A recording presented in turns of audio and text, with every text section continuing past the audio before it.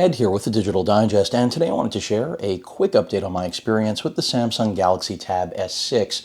Now, for those of you that missed my unboxing, I'll refresh you on pricing. $650 is the starting price point for this latest gen tablet flagship model from Samsung. That's with 128 gigs of internal storage as well as 6 gigs of RAM. Now, if you go with the model I have here, you'll have 8 gigs of RAM and 256 gigs of storage. Remember, you do have a micro SD card slot for storage expansion. But at $730, this is a very expensive tablet, but still less expensive than much of the competition. Throw in the keyboard bookcase cover that I have here, you're looking at an additional $179, but you can often find this on sale. It's far from perfect, but definitely the best available solution if you're trying to turn the Tab S6 into a laptop replacement, not just a tablet that comes with a great pen input out of the box. And that is one of the added benefits. We got a revamped S Pen, same features that you'll find in the Note lineup, so it has gestures and things of that nature. That to me is mostly a gimmick, but the true beauty here is that even ahead of Microsoft Surface Pro X launch, where they gave you a Carpenter style pencil as the input device, this kind of is ahead of that because it also is sort of a Carpenter style pencil, just not as big and arguably ergonomically comfortable, but I still have no complaints about this. And as a Note user, I really like having it integrated into my tablet experience. I wish Samsung would bring back their Note line of tablets, but who knows, maybe one day. At any rate, let's get right into it. So again, this is the more expensive model. Contextually, pricing is a big deal because when you're looking at something like this, you want to know whether or not it stands up to the competition. The competition primarily being, of course, the iPad Pro, either 11 or 12.9 inch, which I think it absolutely does compete with. In fact, I think it outperforms both of them, both in terms of battery life. It's rated at a overall longevity that is higher than that of either of those products, around 15 hours use, which is amazing. So this is an all-day, always-on tablet that can double as really a laptop replacement if you buy into this $180 flawed keyboard and cover. I say that because if you missed my coverage of the actual cover, the back here, as soon as you move this kickstand, which has great stiffness, which is a sign of quality in my opinion, it often will dislodge the magnetic adhesive combo that's responsible for keeping it upright, which ends up making this thing fall, and that's dangerous. Now, not everyone has had that problem, but I would say the majority of users have. So as usual, keeping it real, you're gonna run into that. I am gonna get this replaced, as I mentioned in my update, on the actual keyboard folio case, but sticking to the tablet, if that's all you're after, in terms of content consumption, web browsing, all of your Android apps, it works beautifully. And then what Samsung has integrated with the S Pen, even though right now I'm in DeX, also top-notch, but they've been working on that for so many years. We're going back to 2011, 2012, and really just maturation. Now, DeX is something that's been around for 3 years and has kind of been wonky and half-baked. This is easily the best version of it. So you can see we pretty much have a Windows-esque experience here in terms of a desktop client. I like to think of it the marriage of Chrome OS with Windows, but of course under Samsung's own branding. And so if we just start here, and yes, we do have a touchpad, which is part of the reason this becomes more of a laptop-like experience besides DeX. You can see we can exit DeX, we can go to DeX Labs, get a how to use tutorial, notices, contact us, then we can jump into the app drawer.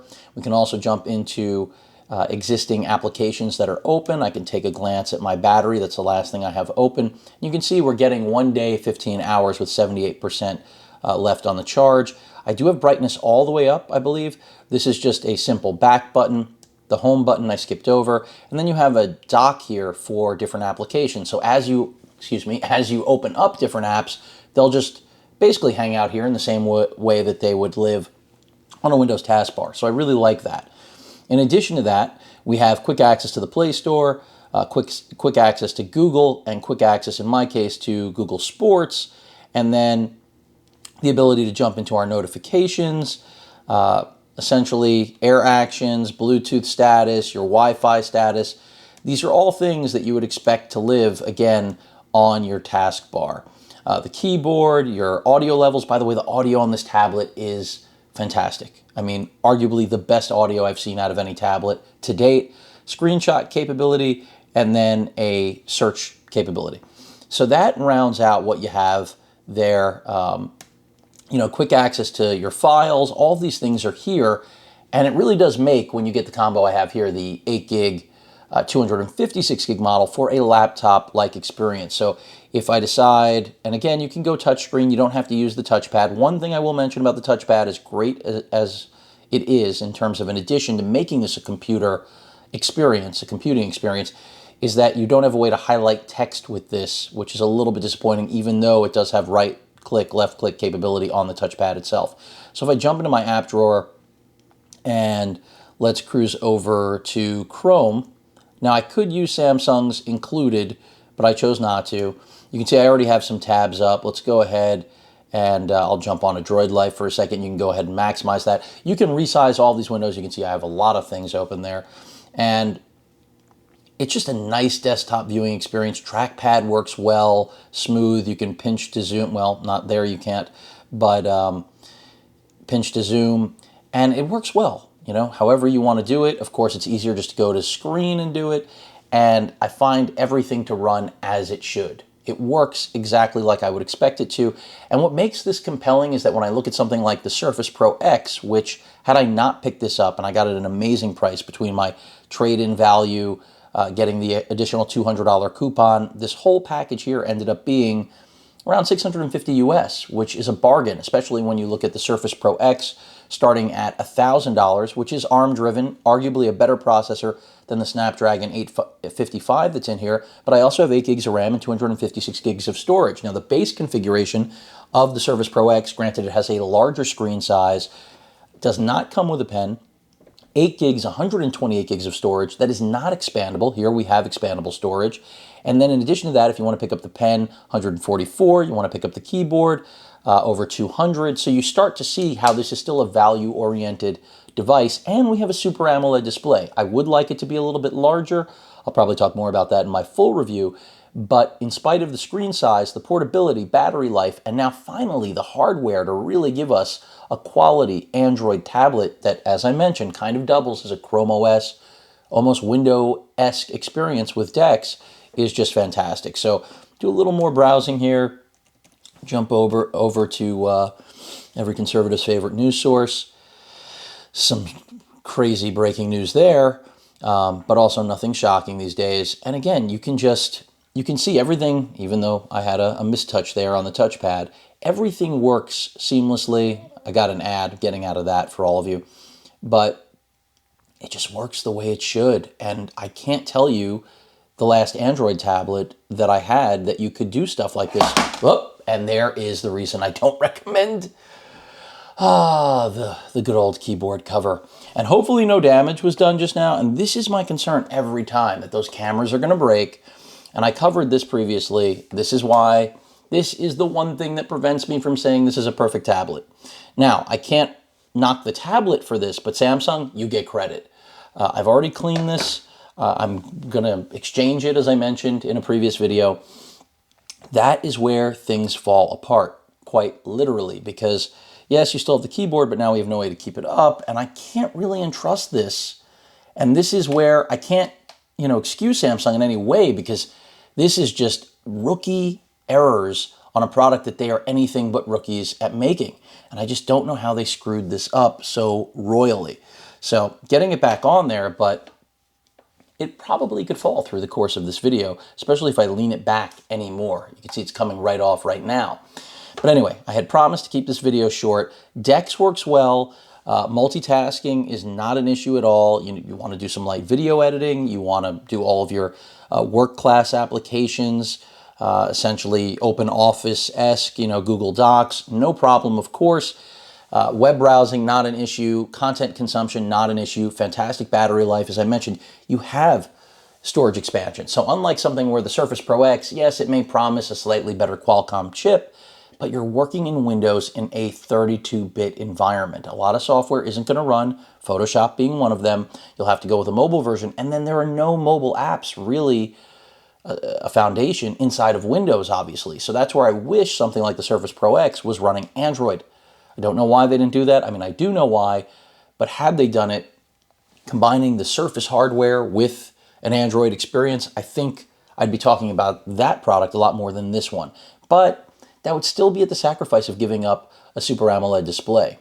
So I'm not sure how I feel about that, but I think with the larger display size, similar battery life, I would be able to overlook the lack of micro SD card slot on the Surface Pro X. But again, Windows, 32-bit software, an ARM processor, it sounds like something I'm going to wait and see. I may review it, we'll see. But right now, this is your best tablet on the market outside of this horribly designed and engineered case, which looks great because, I mean, the little pocketability for the pen, great idea, but it just does not stay. It doesn't stay. Now, you could look to something like Samsung's alternative to this, which is not a tablet, but rather the book version, which is not out yet, which is going to be very, very similar to Microsoft Surface Pro X, difference being it is a laptop form factor, but otherwise very similar, but still running Android, not running Windows. Or excuse me, running Windows, I mean. So that's the key differentiator, and I feel like Samsung's been doing this for a long time. Microsoft's just trying to find a way to, get some extra profit in the mix. But of course, you have dedicated buttons. You want to jump out of DeX, bing, bang, boom. You're out of DeX, and you're transitioning over towards the regular tablet interface. And so if that's where you're more comfortable, which quite frankly, if you do not need the keyboard functionality, you now just have your strictly content consumption device that can run everything and do it well, whether it's Netflix, YouTube TV. It's just this seems to be my one issue, because otherwise, the overall quality, I mean, between the speakers being great, it's incredibly lightweight. They made this lighter than the previous gen, improved the pen, improved all of the hardware. I mean, we're working with internals now that do not permit the tablet to suffer, which I think is critical. Previous generations, you were kind of at the wind. Whatever was going to happen, it was never pushed as a primary device. Now here we finally have internals that are close enough to best in class that it really does become a laptop replacement, as long as you're looking at things that aren't literal laptops. And I'd like to emphasize this. A lot of reviewers say, oh, this won't replace your Surface Pro, it won't replace your iPad Pro. And I'm like, how did they just bring a Surface Pro and an iPad Pro into the same comparison? Granted, I completely understand tablet form factor, not really similar pricing, but close. But the Surface Pro is a computer at the end of the day, and that's quite frankly a strong suit as well as a pitfall. Here we don't have that. I say that because I've spoken to so many people that love the Surface Pro hardware, but wish it had a mobile OS so that there would be, clearly a more tailored experience to touch input rather than Windows, which is still just not the way to go when it comes to a tablet experience, even in my opinion. That's why something like this, a lot less risk involved with sinking your money into this than anything running Windows that is trying to be a tablet. And clearly, this is more of a tablet than just about anything on the market other than Apple's offerings. And again, the Super AMOLED screen, granted Samsung's been doing this for years, they've only improved every single gen. You're getting the pen, it works well. Converting your handwriting to text is a cinch, best it's ever been. And I'll probably go through these more in a demo. But again, this was supposed to be a quick update just to let you know it is worth every single penny. This, on the other hand, if you didn't watch my video specifically about this, is a tougher sell. Especially at its price point, I expect Samsung to deliver quality hardware to match this piece of quality hardware. They unfortunately did not do this. So that's probably the only argument for looking at competing products if you absolutely are going to use this to replace a laptop, not in place of one, but to replace it, and understand that you're not going to get the same functionality of a computer, but you're going to get really close. Really close. You just can't run the things you would with Windows or a full-blown operating system from Apple. And the same applies to Surface Pro.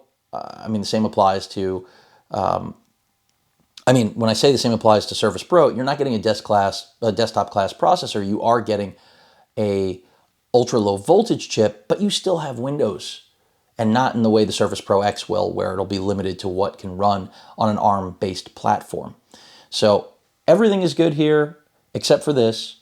Cameras are good. I can easily recommend this tablet right now as the best on the market, and that's better than the iPad Pro because it's more fully functional. Yes, the iPad Pro has a larger app-driven marketplace than this device does because Android has all but been abandoned for tablets, but Samsung has made sure to fill the gap in a big, big way. So if you want to run Adobe Rush, get in there. You can do it. You'll have to pay the subscription, but it's there. But you have to go through Samsung's own store. If you go through the regular Play Store, it's not optimized for the Tab S6. But the Tab S6 just has everything going for it other than these two guys. I will get a replacement from Samsung. I hope that it works out.